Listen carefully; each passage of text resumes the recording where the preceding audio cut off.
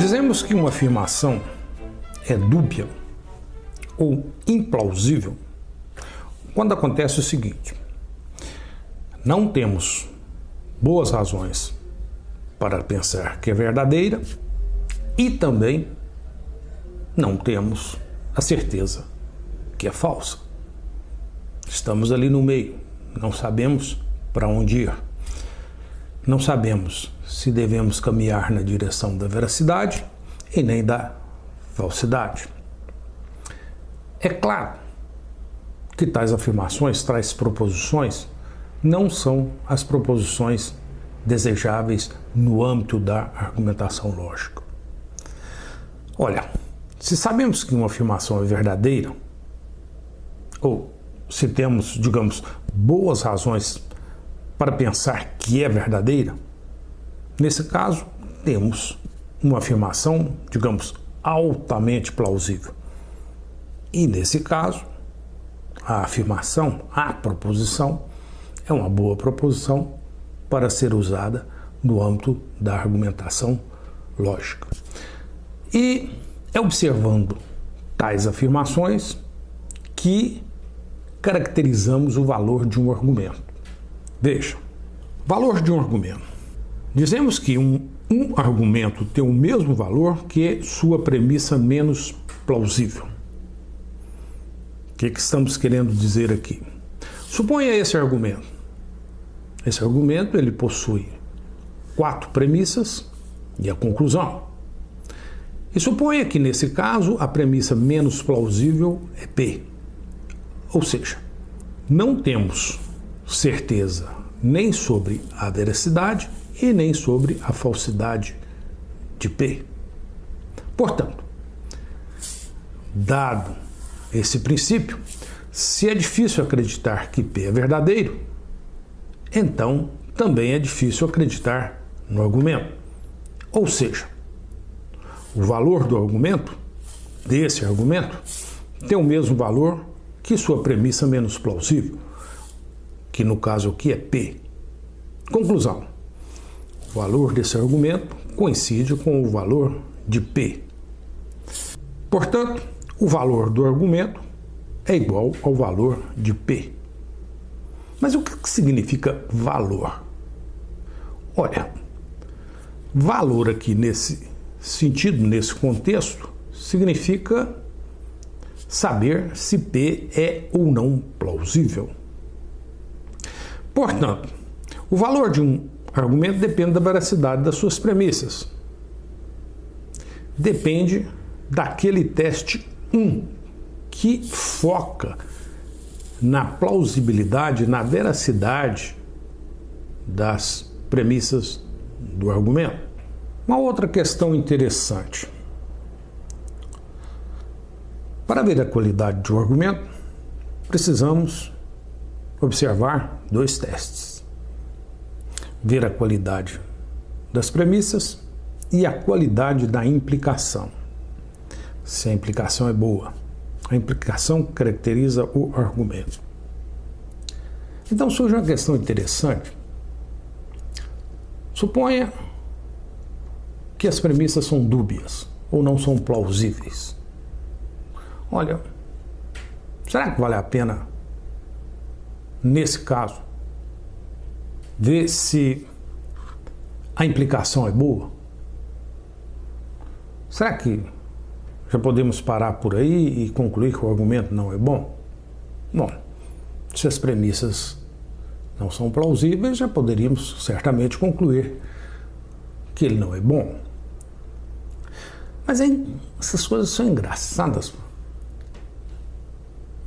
Argumentos são implicações. E quando eu olho para certas premissas, parece que, dado que são falsas, poderia pensar que valeria a pena parar com o raciocínio, parar com tudo. Mas não é bem assim. Considere a seguinte história. Um casal vai a um banco e preenche todos os formulários necessários para um pedido de empréstimo. O gerente do banco lê os formulários que eles preencheram e percebe imediatamente que eles não têm direito ao empréstimo. As suas declarações não são adequadas para o empréstimo. Ou seja, mesmo que suas declarações fossem verdadeiras, eles não se adequariam aos requisitos para o empréstimo. Isto é, apesar de o gerente ainda não saber se as declarações prestadas pelo casal são verdadeiras ou não, o gerente já sabe que, se forem verdadeiras, o casal não terá direito ao empréstimo. Então, desse modo, não vale a pena sequer dar ao trabalho de saber se as declarações escritas ali são verdadeiras ou não. Por que isso? Olha, o gerente tem na cabeça que, dado tais declarações, do jeito que estão, tudo implica que o casal não tem direito ao empréstimo. Então, essa questão de verificar se é verdadeiro ou não, no caso aí as premissas, depende da qualidade da implicação. As regras do banco definem uma certa implicação. Dadas certas premissas, conclui-se o direito a empréstimo. Será que nesse caso vale a pena o gerente certificar se as premissas, no caso daquele casal, são verdadeiras? Não. Por quê? Mesmo que fossem verdadeiras, eles não teriam direito ao empréstimo. Então, observe, dada a implicação, do jeito que é colocada nos manuais do banco, o gerente nem mesmo vai certificar se as premissas, se as informações prestadas pelo casal são verdadeiras ou não. Imagina agora, pelo contrário, o gerente percebe imediatamente que o casal poderá ter direito ao empréstimo. Suas declarações se adequam às exigências do empréstimo. Mas aí, nesse caso, evidentemente, que o gerente vai ter que certificar se as declarações são mesmo verdadeiras. Veja o esquema, para a gente clarear um pouco isso. Suponha que eu tenha aqui P. Declarações do casal são adequadas. Q. Declarações do casal são verdadeiras. Temos duas proposições. A primeira, se trata de observar as declarações. E a segunda, se trata de observar se as declarações são ou não verdadeiras. No manual do banco, o que se tem? Olha, existe uma regra interna do banco que garante que essa implicação é boa, ou seja, dada declarações adequadas e que são verdadeiras, então a pessoa pode obter um empréstimo. No caso aqui, um empréstimo ao casal.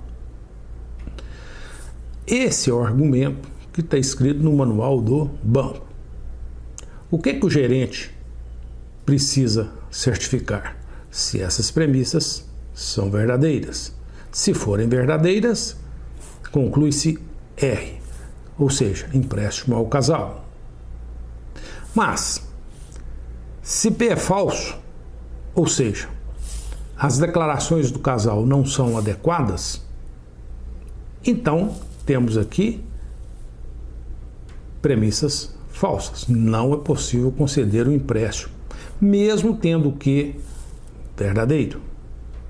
Mas, se P é verdadeiro, então, nesse caso, no caso em que as declarações do casal são adequadas, nesse caso, vale a pena certificar se Q é verdadeiro. Nesse caso, se P e Q são verdadeiras, então R é verdadeiro. O gerente concede o empréstimo ao casal. Portanto, O raciocínio do gerente vai nessa direção. Primeiro ele observa P, se P for verdadeiro, ele passa para Q. Caso contrário, ele nem se dá o trabalho de certificar Q.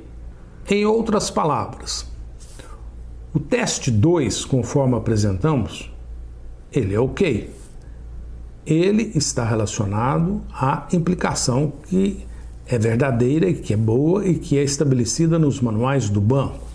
E vale a pena verificar o teste 1. E o teste 1, que é a qualidade das premissas, é feito por partes. Primeiro observa-se P e depois Q. Mas o que acontece se a implicação presente no argumento não for boa?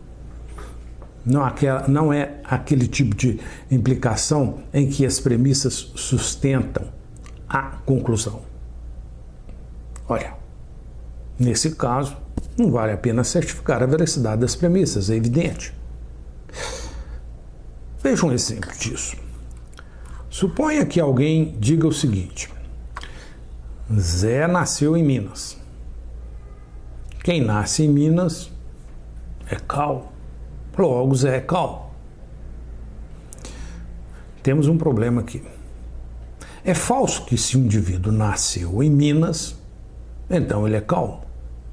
Claro que isso é falso. Logo, não vale a pena certificar se é verdadeiro ou não que Zé nasceu em Minas. Estaremos perdendo tempo.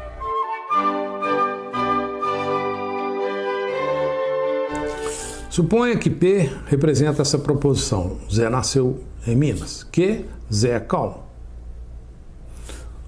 Temos aqui um argumento. Se Zé nasceu em Minas, então ele é cal. É claro que essa implicação é falsa. O teste 2 falha. Nesse caso, dado que essa implicação é falsa, não vale a pena certificar se P é verdadeiro. Ou seja, certificar se Zé nasceu em Minas. Pois, mesmo que P seja verdadeiro, não será possível concluir que. Portanto, se o teste 2 falha, não vale a pena verificar o teste 1. Conclusão de tudo isso. Teste 2, ok. Verifica o teste 1. Ou seja, se a implicação é boa, verifica a qualidade da premissa, que é o teste 1. Teste 2 não é satisfeito. A implicação não é boa. Não perca tempo verificando o teste 1. Portanto, um bom raciocínio depende de bases verdadeiras. E quais são essas bases? No caso da argumentação. Olha, essas bases correspondem às premissas e à implicação do argumento. Precisamos sempre estar atento a essas coisas. Será que a implicação é boa? Será que as premissas têm qualidade? E preste atenção também na sequência que devemos certificar tais coisas. Se a implicação é boa, vale a pena certificar as premissas. Mas se a implicação não é boa, não vamos perder tempo certificando premissas.